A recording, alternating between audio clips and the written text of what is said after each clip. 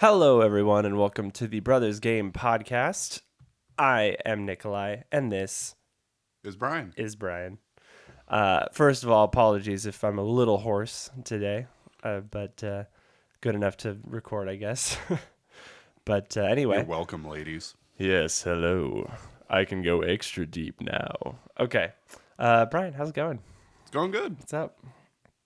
We are recording this on New Year's Day. It's 2020. 1/1/2020.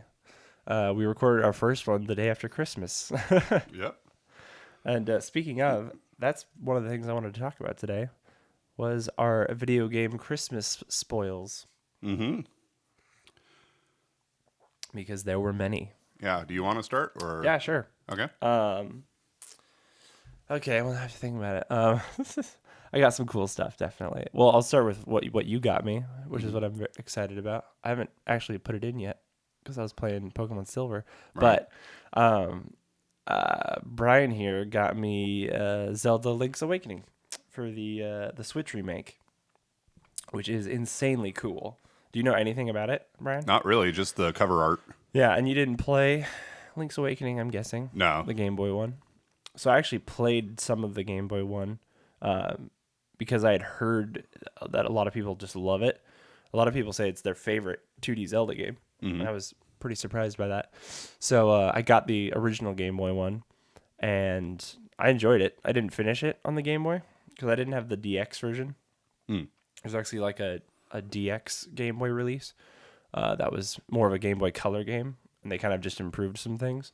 But yeah, I enjoyed it. So this one is pretty much just a straight remake. Otherwise, it has like this really cutesy kind of toy look to it. Everything's all shiny and toy-like.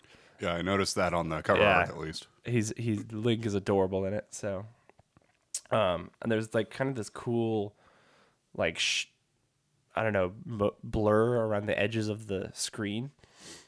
And I think the director said that the point of that was to make it feel more like the Game Boy game, because a Game Boy screen is so small, right? Yeah, that the world felt very enclosed, like you're in like a dome world almost. Yeah, and he was trying to recreate that feeling a little bit. That's cool. I think it was really cool, actually. Like you could tell this was a remake or port that they actually put time into, and it was one of the best selling. It's in the top 5 best selling Switch games of the year, I think. Wow, nice. So like it worked apparently. I actually watched a Let's Play from Achievement Hunter. They did it, and I was like, okay, yeah, I definitely want to do this. I often watch Let's Plays of games before I buy them, because then like you really know if you want to play it. But yeah, so that was really cool. I'm excited to actually play that. I think it's a good one to play in handheld mode too. Like I wouldn't be disappointed, not playing it on the big screen. Whenever I played Breath of the Wild on the handheld mode, I'm always like, I don't feel as much of the grandness. It makes it feel too small. Yeah, a little smaller, and that's such a huge, vast, gorgeous game. And speaking of Breath of the Wild, are we going to talk about Breath of the Wild real quick? Yeah. Okay. We'll touch on this for a bit. Let's go off on that for a bit. Yeah, while we're on the topic of Zelda games we got for Christmas. So I got Brian Breath of the Wild. He got me Link's Awakening. I got him Breath of the Wild. Yeah. We do that a lot, actually. Yeah. We often get each other very similar games. It's funny. I think this is only the second Zelda game I've ever personally owned. The first one being Oracle of Seasons back in probably 2002 or something. I actually really like those games. I got Ages on my 3DS eShop download, and I recently got like 80% of the way through it because I actually really enjoyed it. Yeah. I at one point I just got totally lost and had no idea what I was doing, and I didn't have any guide to follow at the time. Yeah, because there's like season changing is the gimmick in that. Right. Yeah. So I played Ages where it's there's time periods. There's like the present, past, and future world. I actually wanted to get Ages, but I think it was season blue? Well, yes, but also I thought Ages. I mean, it sounded cooler. Like the idea sounded cooler. Time is always cool. But I think Seasons was the only thing available at the store or something. Yeah, which is funny because now Ages is always the cheaper one. Oh, that's funny. And I have no idea why. But yeah. So yes, I got you Breath of the Wild because you had never played it. Yep. which is ludicrous because it's one of the greatest games ever made. I mean, it's been fun. The world does feel very large. I like that. It looks great. Tell us about how far you are and stuff. Shrineage. I've completed probably 18 shrines, somewhere around there. Pretty just a little bit into it, yeah. So with any open world game, I'm very big on exploring, and I'm very big on filling out my map. So the very first thing I did was just go to every tower. You just went to every tower, which is kind of cool. Actually, I almost did that in my first playthrough. I didn't just go to every tower like immediately, but that was one of my main goals, and I did do it very quickly. So I get that. And I did manage to pull it off. A couple of them were rather difficult. But Central early on is very hard. Yeah, with actually, guardians all around. One of the hardest ones was like a tar pool, and it was just surrounded by enemies, and the fact that one's like a puzzle. Yeah, the fact that Link's jumps are so short. Yeah, for sure. That is infuriating. I always expect him to be able to jump higher and farther than he actually know your limits, for sure. And so that gets me killed. He can climb like crazy, but jumping is not his forte. Look, he's new to jumping, okay? He didn't used to be able to do that. Yeah, that actually used to be one of my least favorite parts of you hated that. Of the older Zelda games was the fact that he couldn't jump. I'm like, what kind of game doesn't let you jump? Doesn't let you jump? Remember, you hated that about PSO too. Yeah, you were like, you were like, why can't you jump in this game? It makes no sense. We're just so used to. Mario games. We played Mario for so long. Like I gotta be able to jump. Every character has to be able to jump. And in most games now too. Shooters and stuff, you can always jump. It just makes you feel safe. Yeah. It's like there's danger. Jump. Let me jump away. I need to jump. It makes me harder to catch, I guess. Yeah. We've both recently been playing Pokemon Silver, so let's talk about that a little bit. Let's talk about that. Now, did you talk about that? Okay. Pokemon Silver. So that's an interesting one for me because I got it when it first came out. Both silver and gold, but I think I started with silver because I've always liked silver better than gold, just like the color and the metal. And also I thought Lugia looked cooler than Ho-Oh. True, Lugia is cool. I like Ho-Oh, but Lugia is awesome. Yeah. So I played the crap out of that. The crap out of it. Just I destroyed that cartridge. Yeah. No. And I made it a goal to get fill out the Pokedex, which I eventually did, I think. 251, that's crazy. And not without importing Master Balls from Gen 1. Yes, of course. A resident Pokemon cheater. Yeah, that's me. And and then also Pokemon Stadium 2 came out not too much later than that, and so I was able to use my that was super cool. My gold and silver team. I loved how the cartridge had a gold side and a silver side. Yeah. Gosh, that was awesome. And Lugia was a staple in my team. I also had Celebi. You like psychic types anyway. Yeah. So just because it made sense. Celebi was like the Mew of that generation. Yeah, totally. So, onion Mew. Yeah, Onion Mew. Yeah, onion Mew. Onion Mew. Onion Mew. Okay, that's a tongue twister. Yeah, sort of. So, you're playing that on emulator, yes? Yes. Now I emulate all my games. I really enjoy cartridge collecting. I'm just kind of a nerd that way. So I've been expanding my. How dare you? I've been expanding my Game Boy and Game Boy Advance kind of backlog collection, and so I actually got a silver cartridge. And I'm like, I don't actually own one because we lost ours in the years. No, you just lose your childhood games. I don't know how exactly sometimes. So I got one of those, and I was playing it on my SP, my Game Boy Advance SP. I have an awesome one, the gold Legend of Zelda one, the gold with the Triforce on the top. Oh yeah. And I find I love the SP because it's like flip backlit screen, can play Game Boy Color, and Game Boy Advance games. Like that's awesome. but I find I don't really like playing Game Boy games on it. I really like playing Game Boy Advance games on it.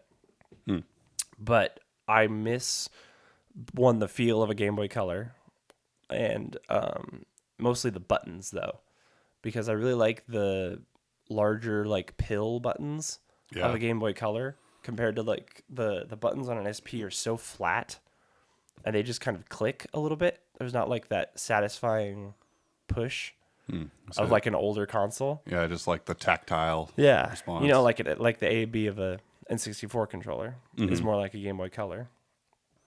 And so it made me not like playing Game Boy games as much on it. So I've reserved just advanced games for my SP, and I wanted a Game Boy Color. Obviously, the issue with Game Boy Colors is that there's no backlit screen. Right. And I've always seen, there's a lot of really cool video game Instagrams that have a bunch of, like, gorgeous custom consoles and, like, all this stuff. And so backlit custom Game Boy Color is actually a big thing. They're actually really popular, apparently. So I looked up a bunch of ones and found a listing on Etsy with just a bunch of them, and desperately wanted that for Christmas. And luckily, our lovely mother, who's been buying us video game consoles for Christmas for our entire lives, and still, even as we're adults, got me this one that I'm holding in my hand for this audio-only podcast. But it is absolutely gorgeous. The best thing is that it has a backlit screen. So it basically gets rid of all of the issues a Game Boy Color would have. It is a nice see-through, like, frosty ice blue. And I've given it white buttons, which are nice. And they have a very nice click. It's very nice. So this is what I've been playing Silver on. It is very awesome. Oh, speaking of, I gotta say this too. On the Game Boy Color thing, it actually it says Game Boy Horror, like the Game Boy that EGAD gives you in Luigi's Mansion. Oh, nice. For GameCube, which is awesome. I loved that too. Little bonus with it. So yeah, and my theory was correct. I rather enjoy playing them on here. I just like the buttons better for a Game Boy game for some reason. Yeah. But it's been really nice. So I'm 4 gyms in. I just got to Tin Tower. Oh yeah. So I just let the 3 dogs free. They ran away in that little place. And yeah, I think that was the 4th gym. Yeah, I just beat the ghost gym. So yeah. It's been fun. Yeah. I've played it in a really long time. So Brian, tell me about your team. What's your team looking like in Silver? That's a good question. So I planned my team from the start like I usually do, but I do that too. Yeah. But as is often the case, it was full of Pokemon that you can't get until very late in the game. Oh yeah, that sucks. So I started with Totodile, which I almost always start with Cyndaquil in Gold and Silver. You're definitely a Cyndaquil person. I love Totodile. Yeah.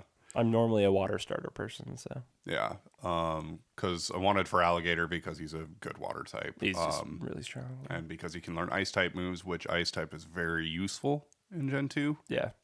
It's useful in Gen 1 just for Lance's dragons, but it's also useful otherwise.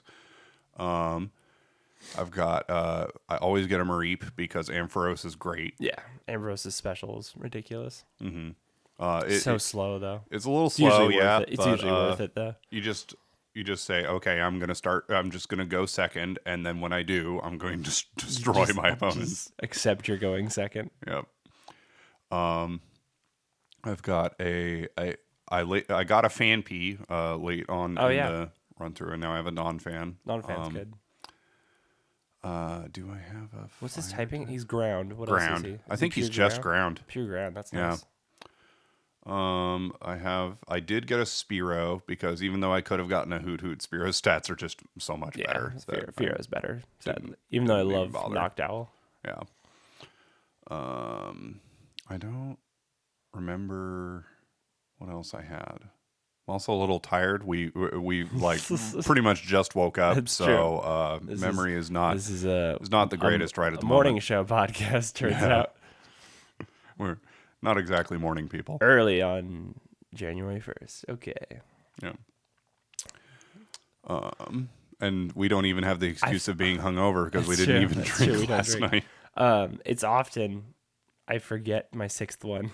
It's really hard for me sometimes to remember all 6. Oh yeah. It's so funny. Yeah, it's there's some thing about how like you can only keep a certain number of different items in your head at any one time. Yeah. Like if you've got a list of different things. One just escapes you. Yeah. Okay, while you're thinking of that, here's my team. Okay. Which is way cooler. I'm going for an Espeon right now. So my Eevee is almost at max friendship. And she's level 30 right now, I believe. Mm-hmm. And so very close. I talked to the kid in what's that? Goldenrod City? Yeah, I think so. There's a kid in the big city. I really don't know Gen 2 as well as Gen 1. Right. But yeah, so she says my friendship is almost at max, so that'll be good. I just have to make sure I don't accidentally evolve her during nighttime. Yeah, I'm gonna Umbreon. So Umbreon's cool, but I'd really like an Espeon. So, so I have that, and then I have a Vulpix, who I will say is my favorite Pokemon. Yeah. Absolute number one. Never evolve her. I never evolve her into Ninetales, even though it'd be a good idea to. Right. So I've her. She's great. I always teach her Dig. It helps her a lot, especially in early game.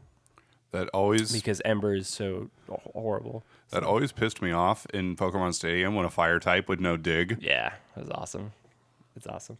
I always teach Flareon Dig too. Mm-hmm. So I have those. I have a Noctowl, purely for looks. I just like Noctowl. I know Fearo's better, but I focus a lot more on just Pokemon I like. Right. So, speaking of Pokemon I like, I have a Poliwhirl. Love Poliwhirl. Also one of my favorite Pokemon. Mm-hmm. He's my water type. I also never evolve him into Poliwrath. Poliwhirl usually learns some pretty good moves on his own anyway, so that's kind of cool. So that's 4. I also have a Mareep.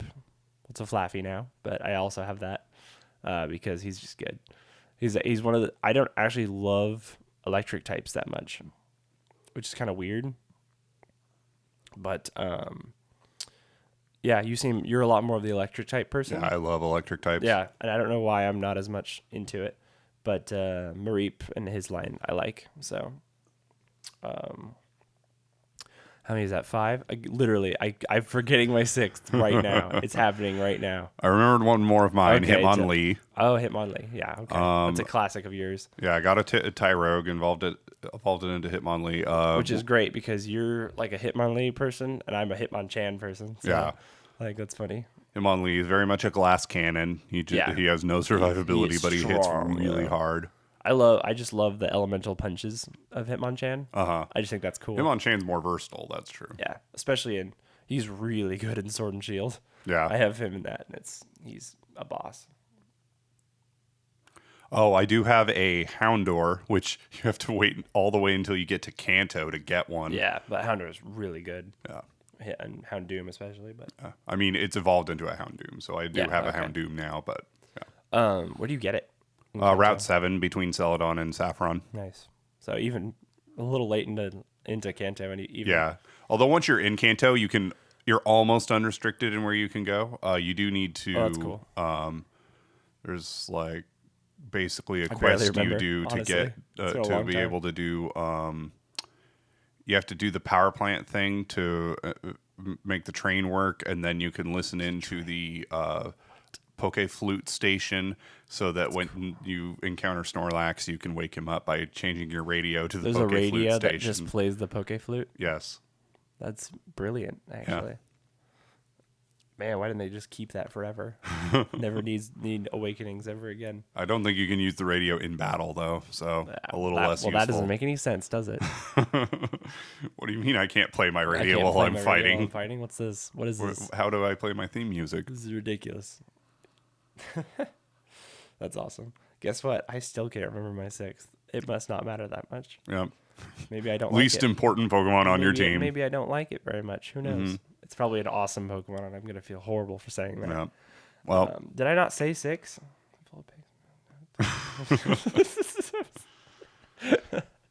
What is wrong with me? I can just turn on my game. But that's a bad idea. Yeah. So let's see. What else did we get for Christmas? I got. I played Persona 4 a few months back. Oh yeah. Gosh, I love Persona so much. We'll go into Persona another podcast. I absolutely love Persona. Okay. And to be honest, I didn't really care for the dungeon crawling aspect all that much. I would have rather just played the part of the game where you get social links. Yeah, the social simulator. It is very much 2 games in one. Yeah, I would say they are hugely different, which is cool. So after playing Persona 4 and getting the good ending but not the true ending because the last dungeon is really, really hard, and final boss is insane. Yeah. So. I wasn't necessarily going to buy either any of the other Persona games, and then I got both Persona 3 and 5 for Christmas. Onto you. So I guess I'm playing those, which is good. They're awesome. Persona 3 is hit and miss for me. A lot of people say it's their favorite.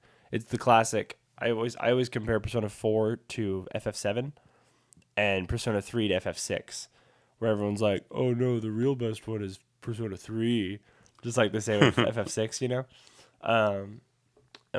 But Persona 4 and FF7 are just vastly more popular. And I don't really know, where I stand on that exactly, but I do really enjoy the story of Persona 3. So I'd say it's worth it just for that, especially because you don't know it very well. And going in without spoilers, you'll actually really like the story, I think. Yeah, because we did watch the Persona 3 animated movie, the first one. Persona 3 movie, yeah, we did watch the first one. So you basically only know the characters, though, at that point. Yeah. Which is cool. I went in with spoilers just because I'm on the internet a lot. And so I just hear these things. So that was unfortunate. But with Persona 4, we watched the anime first, too. Yeah. Yeah. Before you or I even played the games. And honestly, I kind of liked that because I already cared about the characters before it's true. Played it. You're like, oh, that's Yukiko. When you meet her, it's like, oh, I love them already. Yeah, exactly. I felt the same way because I'd heard about the games. I was like, heard they were awesome, but I didn't want to get into a 200-hour plus possible RPG if I didn't really care about it. And so I was like, it's like, oh, people say the anime is good, I'll just watch the anime. And it told the story pretty well, actually.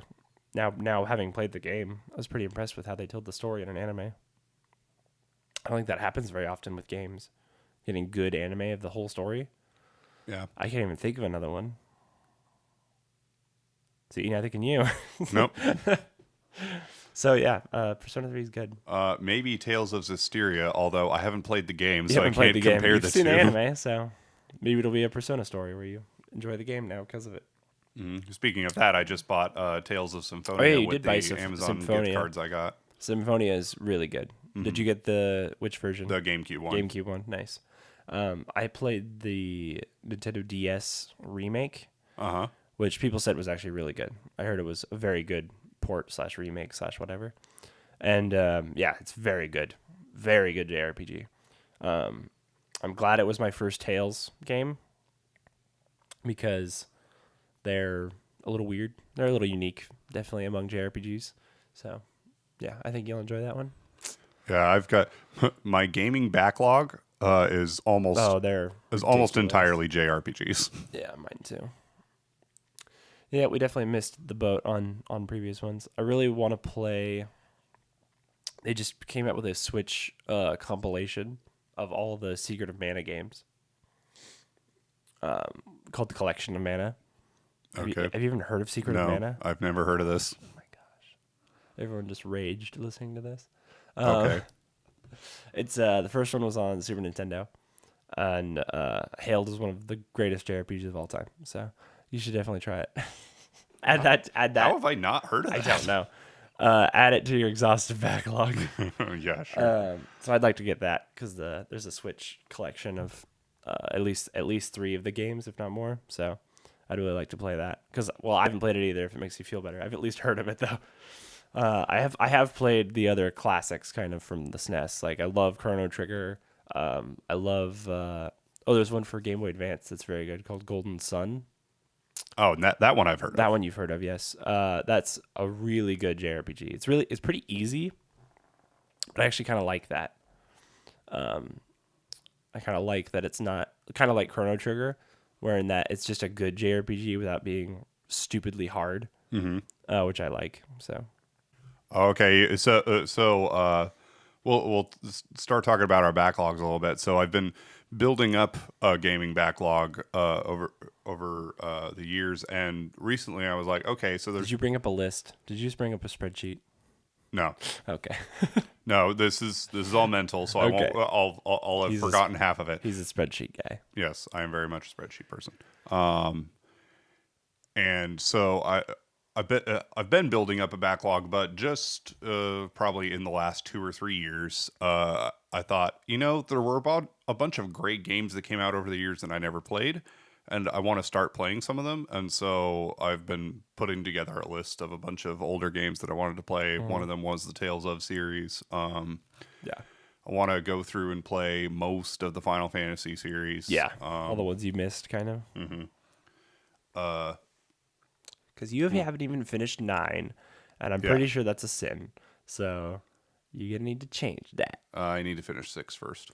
Okay. 9's better. Okay. 9. I'll just lay it down. I'll lay it down right now. Final Fantasy 9 is the best Final Fantasy game. Did you hear all that hate? All those hate comments? I've been stabbed 10 times. Okay, continue.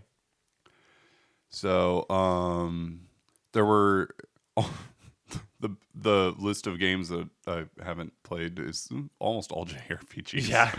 It's funny because I've played every other video game. Just like we were talking about in our last episode, my first real turn-based JRPG was FF7, and that wasn't until I was like a junior in high school. Paper Mario is kind of a turn-based JRPG. Yeah, I guess so. Only kind of. But I did have Paper Mario and Pokemon. It's for babies. It's the Weenie Hunt Junior. Yeah. Okay. Still the greatest game ever. But anyway, we had Paper Mario and Pokemon, and then those were like the only turn-based RPGs I had played, and really the only kind of JRPGs I had played. They're almost not JRPGs. They're even though they're from Japan and they're RPGs, right? But that's when you say JRPG, you've got a specific thing in your brain. More of a JRPG is Mario RPG. Oh yeah, Super Mario RPG for the Super Nintendo, which I've only played 5 minutes of. That is a very good game. Yeah, I would say it's as easy as Paper Mario. It's very easy, but it's really good. It's like just a solid JRPG. Yeah, because it's very just classic Final Fantasy-esque battling and everything. Mm-hmm. It's actually really good. I have the SNES Classic Edition, the little SNES with the built-in games, and I played through it all on that. It was really awesome. Add that to your list, Brian. The ever-growing backlog. Let me just keep adding games to your list right now. Like some guys, they have a Steam library that's just full of games that they'll never play, that they bought on Steam sales. And me, I just have a virtual backlog of games that I don't even actually have in my possession. Of just really old games. I want to really play. And yeah, they're almost all old. Speaking of, let's talk about another one. Have you ever, I know you've played it for a little bit, have you finished Earthbound? Oh, I've never played Earthbound. You haven't even played Earthbound. I've never played any of the Mother games. That is so sad. So sad. Earthbound is legitimately good. That's probably my favorite Super Nintendo RPG. Yeah. Before emulators, I didn't even know how to get a hold of it. So. Well, yeah, it was impossible. Now it's everywhere. Now you can get it on Virtual Console, on every system. I have it on my 3DS. Easy to get. The first time I heard of it was when I was introduced to NES through Super Smash Bros. Yeah, of course. That's most Americans. That's how it was. Yeah. No one had heard of it. Oh, it's so sad. What a horrible. No one knew. No one knew how good it was. It's so funny too. It has some of the best RPG dialogue I've ever read. But anyway, yeah, good game. Good game. Add that to your list. By the time this podcast is done, my list will have at least 5 games on it. So, Brian, why do you suck at Breath of the Wild? What's that about? God, I wish you could see the face he just gave me. You see the what I have to deal with, people constantly. So I've beaten Breath of the Wild like I don't know 5 times. So literally, the thing with Zelda games is that they kind of embody all of the things that I am worst at in video games. Oh, that's funny. Because it's kind of a platformer, and it's sort of not a lot of platforming. I mean, Breath of the Wild. there's some timed jumps and stuff you really have to be able to pull off in order to get through it, and then puzzles, which I'm not particularly great at. And then so. That's awesome.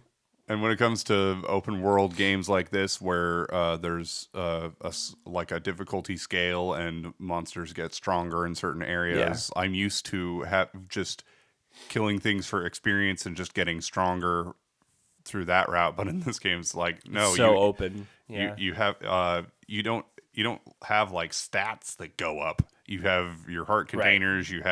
You have hearts, whatever weapons you can find, which have so little durability that they break really quick. So you can't get overly attached to any one weapon. That's true. And so I'm always like, there's a lot of weapons. Am I ever going to get to the point where these things are easy to fight? Yes, you will. Okay. Have you been to a stable? Yes. Okay, well that's good. A few. There's some good items there. Those are good places to stock up on some random stuff. Yeah. Sometimes there's good stuff there. Have you been to Kakariko yet? Yes. With Impa? Yeah. Yeah. Yeah. So you did that. Okay, that's good. Yep. I found the Great Fairy and that's cool. Got a minor boost to some of my that's cool armor. Yeah, that's good to do early. How are your hearts? I have like 6. Oh, okay. Have you focused totally on hearts so far? I did one for endurance. For stamina. Good. Yeah. I actually wouldn't mind having more stamina, but I need the hearts to live. Yeah, my go-to, this is like my main formula now, is I go for 8 hearts, and then I do a full wheel of stamina, which is like 5 boosts, I think, and then I go back to hearts, because 8 hearts, you're pretty good. If you have food, you can survive pretty easily with 8 hearts, I think, and then you really need stamina by that point. So then I focus on stamina. Do you have much food? Yeah. Have you cooked at all? Uh-huh. Oh, okay. Yeah, plenty. That's good. Do you ever get your own pot?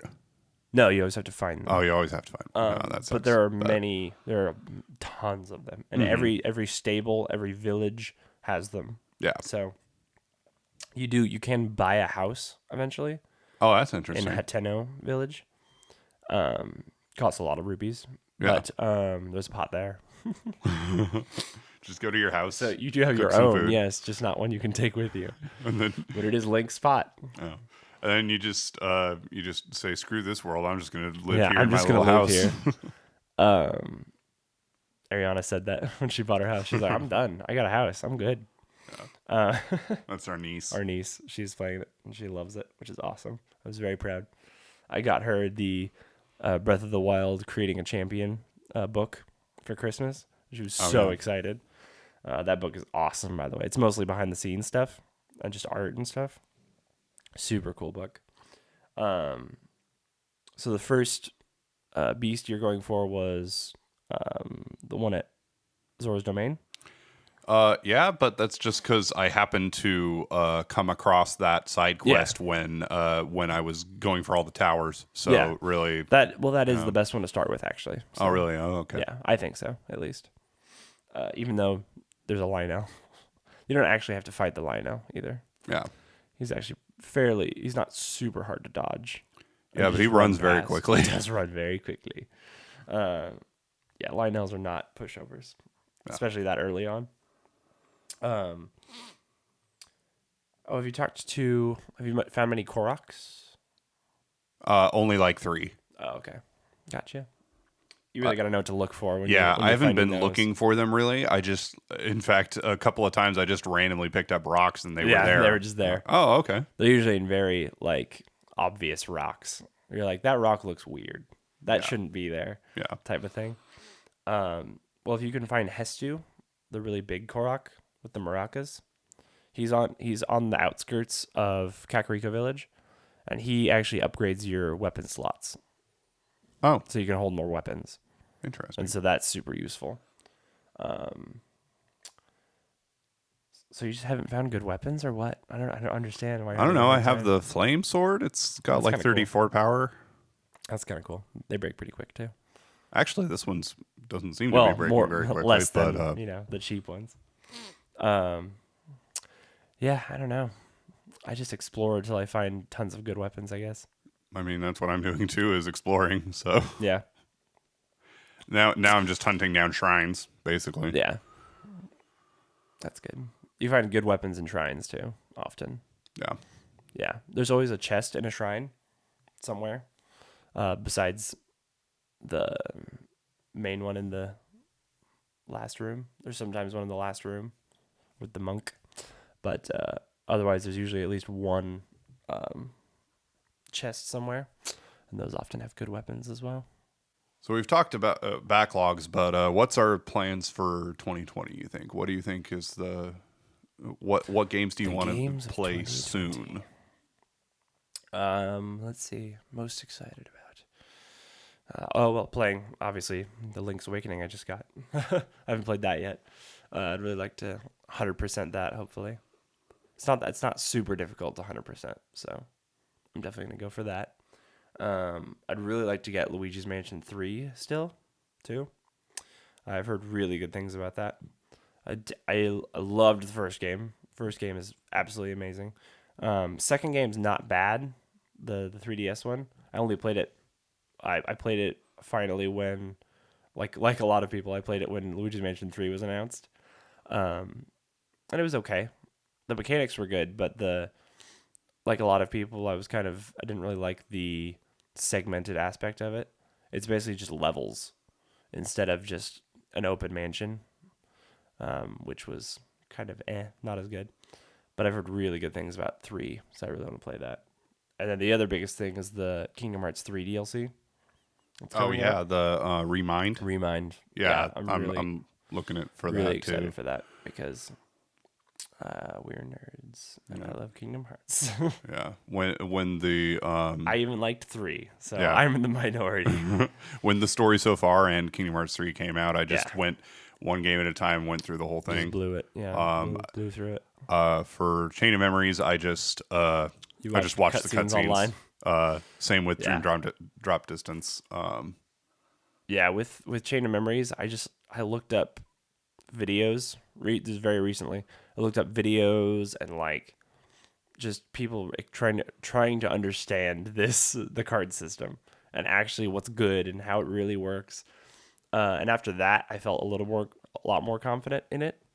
And so I played the original on my SP because I was like, I have this backlog of SP games too, or advanced games. So I played it on there, and I actually enjoyed it. So it was fun when you actually know what you're doing. And the story is super important to the main story. So I'm definitely excited for Remind. But other than that, I don't know what else. Oh, FF7 remake is coming out this year. Oh yeah, I almost forgot about it because of how long it took to come out. Yes, it has been so many years in the making. But gosh, it looks gorgeous. Like they're making it, and it looks awesome. So that's pretty cool. What do you got? I definitely want to play. I want to play FF6 because I got pretty far through that and then just quit, and I'm probably gonna start over because I've forgotten half of what I did. Mm-hmm. That happens in JRPGs. It's really hard to just pick it back up, like, and not knowing where you are. Like, there's this great meme I saw of like them saying that going into a save you haven't been in like a year, and it's Gandalf, and he's like, I have no memory of this place. Yeah. Like, that is exactly true. Uh-huh. That is totally how it feels. I got I picked up the Shadow of the Colossus remake for PS4. Dude, that is good. And so I plan on just blowing through that at some point. I played that this year. It was awesome. Absolutely gorgeous. I want to play Borderlands 2 at some point. Yeah. Just to finally definitely beat a Borderlands game. And it's so good. It's still the best one. I still haven't played. Oh, okay. Well, that's on my list. It's Borderlands 3. I still haven't played it. Oh yeah. I've heard I hear very mixed things on it. From what I've seen, it looks pretty good though. So I definitely want to play it. So I need to get that still. Also, Persona 5 Royal is coming this year, which is basically like Persona 4 Golden, where it's just like the same game but better in every way, and with a little more extra content. And it made me glad that I didn't play Persona 5 the original. Basically, I just waited on it. I was like, I don't know. I guess I was smart to wait on it because now Royal's coming out. He says all this right before I play Persona 5. Yeah, sorry. Well, you didn't have to buy it at least. It's true. But yeah, Royal's coming out, so I'm gonna get that, and that's how I will play Persona 5 finally. I'm very glad I've avoided spoilers on Persona 5, which is awesome. I hope to continue to do so, but yeah, that'll be cool. I also have gotten I finally got the Spyro Reignited trilogy on Switch, and I've only played a little bit of it, but I really like Spyro games, so I've only played a few of them, but I'm really excited to go through those. I've only played one Spyro game, and it was only for maybe 15 minutes, and it was Enter the Dragonfly. Oh, it was Enter the Dragonfly? That's interesting. That's not even like one of the main ones. That's funny. I had played some Spyro, but I had never played Crash Bandicoot. Because as we said, we did not have a PlayStation 1. We were definitely Mario kids. So I got the remake trilogy of that on Switch too. I got that one first, and I played the first. I 100%ed the first Crash Bandicoot, and I really enjoyed it actually, because as you know, I'm more of the platform person than Brian is. But I really enjoyed it. Actually, it was very fun. I was like, oh, Crash is actually good. Who knew? Yeah, so that was fun. So yeah, I definitely want to play Spyro this year. Definitely. Mm-hmm. So we were talking about Zelda at the beginning of this podcast. We were? Yes. So long ago. I mean, one of us was paying attention. So with Zelda, I've only played 4 Zelda games. Yeah. You're not a huge Zelda person. No, not really. I mean, and part of it is just because I never had any Zelda games when I was growing up, and I wasn't interested enough to rent them from the store. Yeah. So, but one time, I think the first exposure I had to a Zelda game was, well, actually, the first time I really knew much about what Zelda was when I was introduced to Link. In Smash Bros. Nice. And I'm like, oh, that's okay. Funny. So there's this guy Link.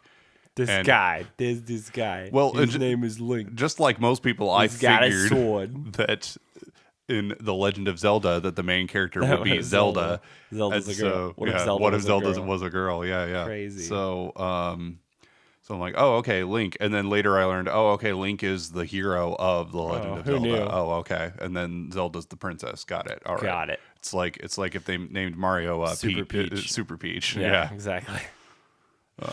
I mean, that's not giving Zelda enough credit, but, whatever. Zelda's very important in some of the games, for sure. But so I had a friend in middle school named Sean, and I went over to his house. Yeah, Sean.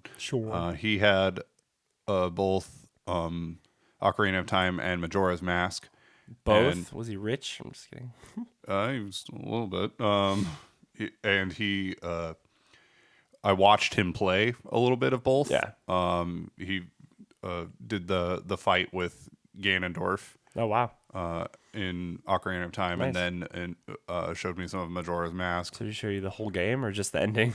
For Ocarina of Time, just the ending. Okay. Majora's Mask, he showed me pretty much the whole game. Oh, yeah. Because he could beat it in a day. So. Yeah, some people can beat that really quickly. So. Yeah. So that was my first real exposure to the Zelda games more directly. And then I love Majora's Mask. Yeah? Yeah. Don't know why. I liked the aesthetic. The days give me anxiety. Oh. Maybe, that's it. Anyway, yes.